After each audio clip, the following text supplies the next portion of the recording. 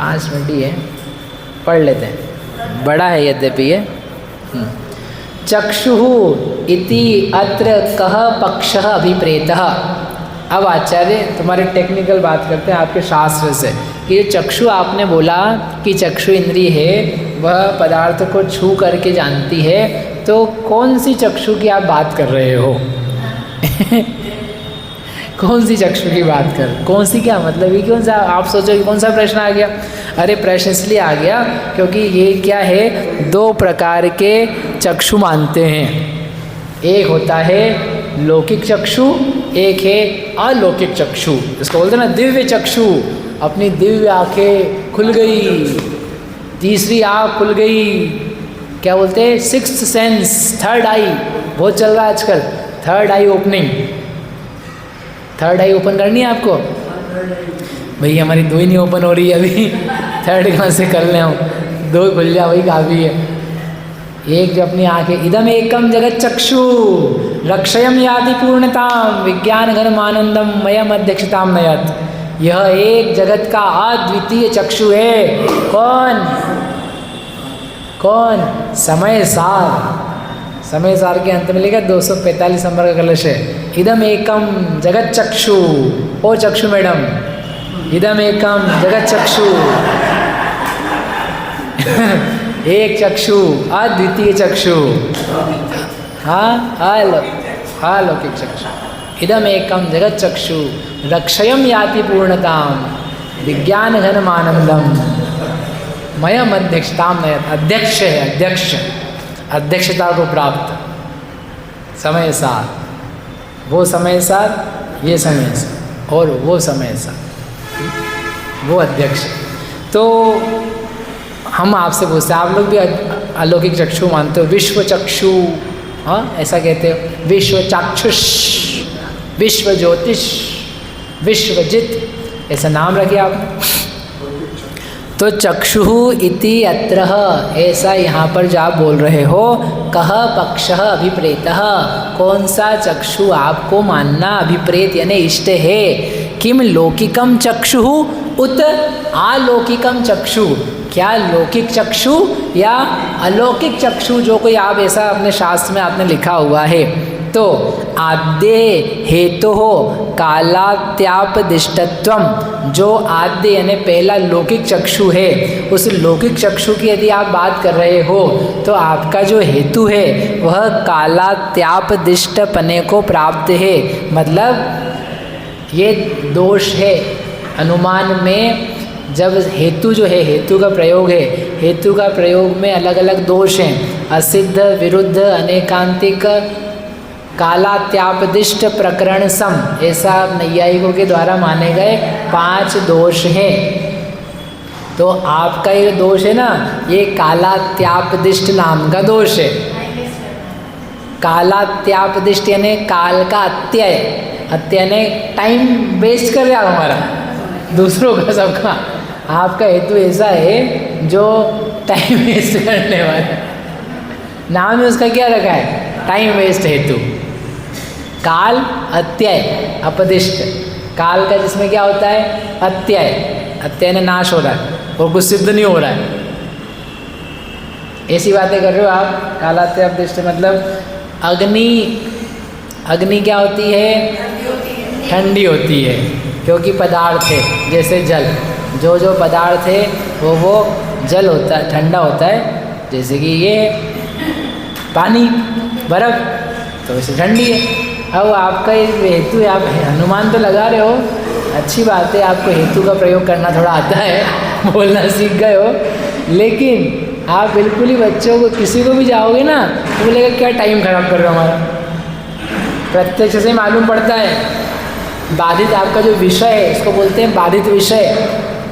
बाधित विषय के लिए आप अनुमान दे रहे हो, आपका हेतु कालात्यापदिष्ट दोष दूषित है, विषय बाधित है।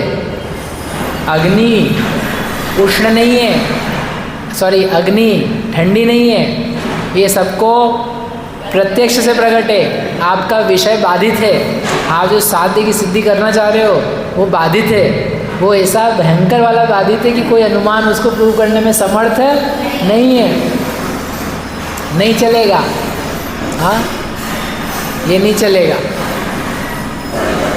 ठीक है, समझ में आए? कालात्यापदिष्ट हेत्वाभास कहलाता है। ये अपने नाम नहीं चलता है, सामने वाले का चलता है, तो सामने वाले को सामने वाले की भाषा में उत्तर दे रहे हैं। कालात्यापदिष्ट नाम का हेत्वाभास है, वो कब आता है?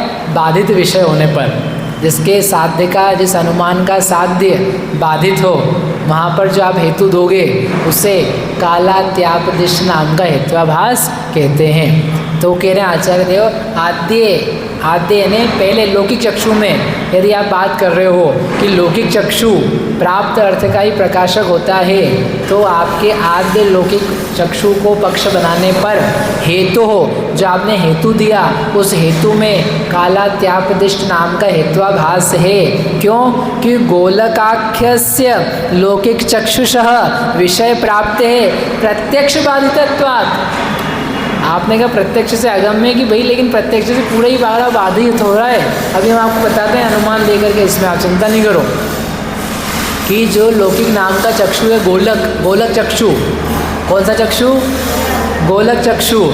तो वो जो गोलक नाम का लौकिक चक्षु जगत में प्रसिद्ध है, उसको विषय की प्राप्ति करके जानना, यह बात प्रत्यक्ष से बाधित है। बोले ऐसे कैसे बाधित है प्रत्यक्ष से? अरे भले आदमी, हम तुम्हारे सामने ये आग लगा के बैठे हैं, ये आग दिख रही कि नहीं दिख रही है? दिख रही है। तो तेरी आग जली कि नहीं जली? बोलो।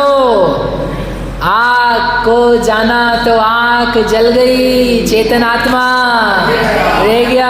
अरे नहीं, आग भी बच गई और चेतन आत्मा तो बचा हुई है। आँखों में लगाओगे आग तो आग जलेगी। आँख से आग को जानोगे तो आँख में गर्मी पैदा होगी कि नहीं होगी? अब भला आदमी पता है कैसी कैसी बात करने को तैयार है। अरे आप कैसी बात कर रहे हो, एक काम करो, आपके सामने आग रखते हैं और देखो आप उसको थोड़ी देर में आपकी आंखों में जलन नहीं मच जाए तो बताना। आंखों में पानी आने लग जाएगा, गर्मी लगने लग जाएगी। भले आदमी अगर गर्मी लगने लग जाएगी तो ये जो हाथ है ना, यहाँ भी लगती है, तो क्या जल गए क्या? एक काम करो, अब छुओ इसको और अब आप देखो, आग को आग से लगाओ, फिर तुम्हें समझ में आएगा कि प्राप्त अर्थ का सन्निकर्ष किसका नाम है। गर्मी आ रही तो गर्मी तो परमाणु की हर किसी को हो जाती है, गर्मी से उसका सन्निकर्ष नहीं हो गया है। सन्निकर्ष जो बोला ना, गर्मी होनी चाहिए, लेकिन अग्नि से हाथ लगाते हैं तो गर्म मात्र नहीं होता है, जलता है। तो आग से यदि आँख टकरा रही है तो गर्म नहीं होगी, जल जाएगी। जल्दी क्या आज तक नहीं जली? चलो ये मिर्ची रखिए, जाने दो, तुमको नहीं समझ में आ रहा तो मिर्ची को जानो, मिर्ची को, लाल मिर्ची पिसी हुई घास वाली, अब जानो उसको तुम आँख से, और जानोगे तो क्या होगा? छुओगे तो आँख में हाँ मम्मी, और तुम्हारे को बोले कि नहीं हमारी तो आँख थोड़ी अच्छी वाली है। तो ये ना अभी तुमको सन्निकर्ष करवाते हैं एक्चुअल वाला। ये मिर्ची ली और तुम्हारे आँख में भरी, अब वह सन्निकर्ष, हाँ अब सन्निकर्ष हो गया। अब समझ में आया? दिख रहा है अब कुछ बची नहीं दिखने के लिए। अब 3-4 दिन तक तुम देखने लायक नहीं बचोगे, और ज़्यादा बोलोगे तो ज़्यादा मिर्ची डाल देंगे। प्रत्यक्ष प्रमाण को, हाथ कंगन को आरसी क्या? तो आचार्य कह रहे हैं कि भाई तुम्हारी जो बात है वो इतनी बुरी तरीके से बाधित विषय है कि उसमें हेत्वाभास के अलावा कुछ भी नहीं है, वो सब हेत्वाभास है। टाइम पास कर रहे हो तुम, कोई बच्चा भी नहीं मानेगा, समझे आप?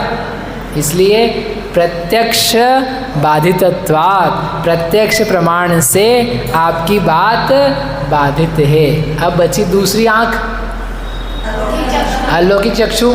अब उसके बारे में जो बात है वो अपन बाद में करेंगे, है ना? एक लाइन में निराकरण है उसका। जावाणी के ज्ञान ते सूझे लोकालो, सोवाणी मसला दे दो, हे जवाणी भारती तो हे जमोद है जो तेरा शरणागत है।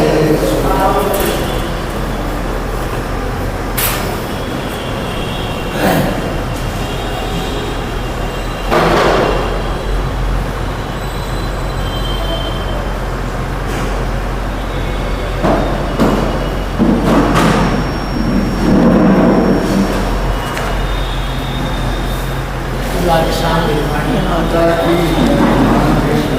भैया ये अपदिष्ट का क्या नाम मतलब है? अपदिष्ट काल, अत्य का मतलब नाश और अपदिष्ट का कथन।